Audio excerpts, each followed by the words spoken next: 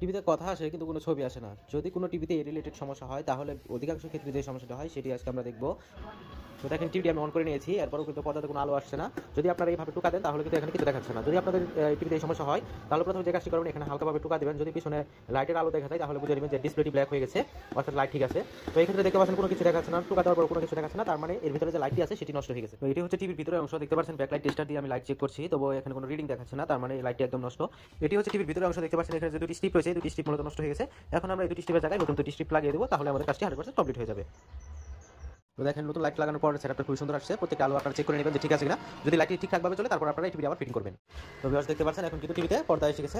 আগে যে সমস্যাটি ছিল টিভিটি অন করলে আর আলো আসতো না, এটি মূলত হয়ে গেছিল এই লাইট সমস্যাটা। তো এই টিভিটি কিভাবে রিপেয়ার করবেন সেই সম্পূর্ণ ভিডিওটি যদি আপনারা পেতে চান তাহলে ডেসক্রিপশন বক্সে লিংক দেওয়া থাকবে, সেই লিংক থেকে আপনারা ওই সম্পূর্ণ ভিডিওটি দেখে আসতে পারেন। তো ভিডিওটি ভালো লাগলে অবশ্যই ভিডিওতে একটি লাইক দিয়ে চ্যানেলটি সাবস্ক্রাইব করে রাখবেন এবং বিভিন্ন ইলেকট্রনিক্স রিলেটেড ভিডিও পেতে পাশে থাকা বেল আইকনটি অন করে রাখবেন।